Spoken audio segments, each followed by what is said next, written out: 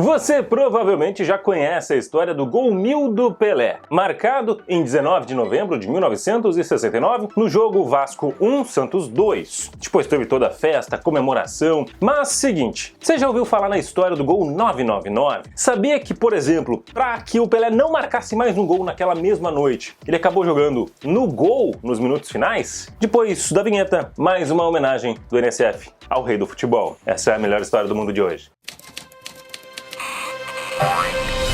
Antes de mais nada, eu sou Matheus Schenck e este é o Nonsense Football. Se você caiu aqui de paraquedas, seja muito bem-vindo. Estamos quase todos os dias contando histórias do futebol alternativo no Brasil e no mundo, então você é muito bem-vindo aqui. E só tem uma missão: inscrever-se no canal nesse botãozinho vermelho aqui embaixo. A gente não tem patrocínio, a gente não tem propaganda. Olá, eu gosto de dinheiro. Então o único pedido é esse mesmo. Agora sim, bora lá!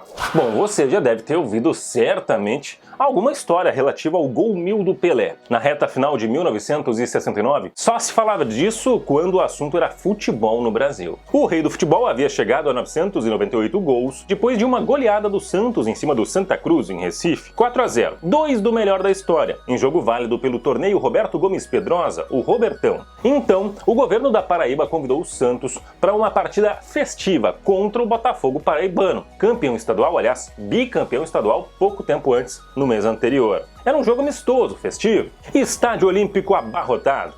O estádio hoje se chama Vila Olímpica Paraíba, assim, com H e Y. E todo mundo queria ver o 1000º gol de Pelé. Aos 29 anos, ele já era o rei do futebol. Só em 69, ele já tinha comandado o Santos rumo ao bicampeonato do que hoje chamamos de Libertadores. Como era de se imaginar, o Santos não teve dificuldade para vencer. Fez 3-0. Mas aí um detalhe. E os gols tão esperados de Pelé? Quando o Santos já tinha feito 2, pintou um pênalti para o time paulista. Segundo o historiador Raimundo Nóbrega, Pelé se negou a bater a princípio, mas os jogadores do Santos, em especial Carlos Alberto Torres, o convenceram.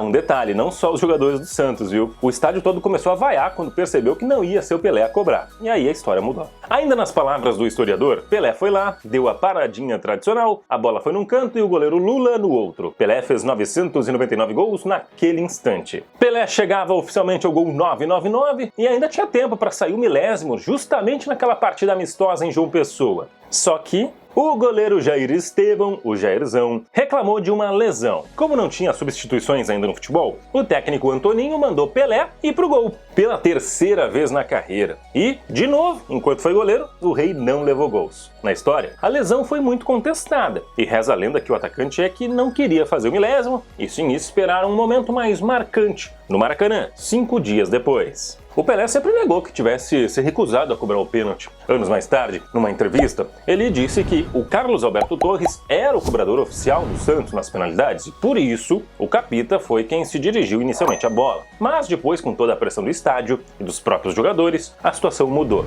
O Pelé também disse que a ordem de ir pro gol partiu do treinador da equipe. Eu era o goleiro substituto, nesse caso eu era o goleiro, porque, modéstia à parte, eu fazia muito gol, mas eu era um bom goleiro. Na seleção, eu treinava no gol. Muito tempo depois, o esquema veio à tona. O plano tinha sido orquestrado por Júlio Mazei, que era preparador físico do Santos. Palavras do Jairzão, o goleiro santista à época. Assim que o Pelé fez o gol de número 999, eu fui obrigado a me contundir. E o Pelé foi pro gol no meu lugar porque, premeditadamente, eu entrei em campo sem goleiro reserva. O esquema foi bolado pelo Júlio Mazei, porque ninguém do Santos queria que o 1000º gol do Pelé saísse na Paraíba, e sim no Maracanã. E olha que ainda rolou mais uma partida antes do famoso jogo no Maracanã entre Vasco e Santos. O Santos foi enfrentar o Bahia na Fonte Nova, e de novo o Pelé ficou no quase. O rei contou que quase marcou, assim chutei e o goleiro não conseguiu pegar, mas vindo não sei de onde, apareceu um zagueiro e tirou a bola da linha do gol.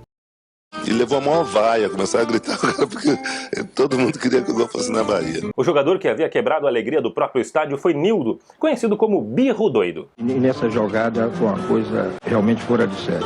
Ele driblou todo mundo, tocou a bola, saiu correndo e eu cheguei e tirei.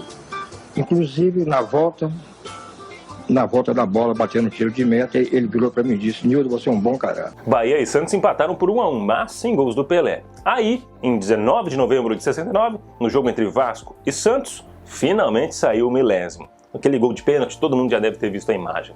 Acontece que em 1995, a Folha de São Paulo divulgou uma matéria que contestava os números oficiais contados pelo Pelé e dizia que, na verdade, o gol 1000 tinha saído sim na Paraíba. O jornalista Valmir Stort descobriu um gol de Pelé contra o Paraguai no Campeonato Sul-Americano Militar de 59. O gol teria sido esquecido na contagem do rei. Segundo Valmir, na época, o jogo não estava registrado na lista oficial. Seria um gol banal, mas ganhou uma importância incrível anos depois. Segundo a reportagem, o próprio Pelé lembrava de ter marcado, digamos assim, gol esquecido. E se liga na reação do ex-goleiro Lula, 25 anos depois do jogo, informado que ele seria o arqueiro a sofrer o 1000º gol do Pelé. É uma alegria, pelo menos foi um goleiro brasileiro, não um argentino, fica tudo por aqui. Uma referência a Andrada, argentino do Vasco que entrou para a história como goleiro do 1000º gol do melhor do mundo. O curioso é que o próprio Lula depois contou numa entrevista que ele tinha sido orientado pelo técnico dele, que estava atrás do gol, para cair para o canto esquerdo. Só que o Pelé depois conversou com o Lula e disse que escutou essa instrução. Ah, e antes da gente encerrar, eu falei ali que o Pelé não tinha sido goleiro pela primeira vez nesse jogo entre Botafogo da Paraíba e Santos, né? Pois é, na carreira, ele atuou no gol em alguns minutos em 4 partidas. E o curioso, ele nunca sofreu gols. Contra o Comercial no Paulistão de 59, Pelé já tinha feito 2 gols, quando teve de ficar 26 minutos na meta. Praticou 5 defesas. Contra o Grêmio, em 64, atuou 4 minutos no gol após marcar 3 vezes como meia. Foram 15 minutos no gol diante do Botafogo paraibano, em 69, como contamos. E mais 9 minutos no amistoso contra os americanos do Baltimore Bays, em 73, num jogo em que o Rei já tinha feito um gol. E como a gente disse, né, o Pelé não sofreu nenhum gol quando atuou de goleiro. Na real, ele treinava e gostava de brincar no gol. Ele, inclusive, dizia que era bom nessa função. Afinal, naquela época, não havia substituições no futebol. Então, geralmente, algum atleta da linha acabava brincando e treinando no gol, eventualmente, para qualquer caso de expulsão ou lesão. Pelé, inclusive, virou jogador influenciado pelo pai, Dondinho. E no time em que o pai jogou, o mineiro Vasco de São Lourenço, havia o goleiro José Lino da Conceição Faustino, o Bilé. Quando brincava no gol, Pelé gritava o nome de Bilé, mas não pronunciava corretamente. Gritava algo como Pilé. Com o tempo, virou Pelé. O apelido pegou, né? E como será que deve ter sido ver o Rei Pelé, melhor do mundo, jogar no gol? Acontece que eu tenho um relato de quem viu no Pacaembu o jogo mais importante que Pelé teve que atuar no gol. Foi no duelo entre Santos e Grêmio, válido pela semifinal da Taça Brasil de 63, mas que ocorreu em janeiro de 64. José Antônio Pinheiro Machado estava no Pacaembu e viu Pelé terminar aquela partida com vitória santista de 4-3 no gol. Pelé em campo vestiu a camisa do goleiro expulso e, como se diz no futebol, pegou todas. Quando guri, ele jogava demais, mas só chutava com o pé direito. Nas peladas de rua, o pai dele impôs a condição. Sempre que chutasse de pé direito, seria falta.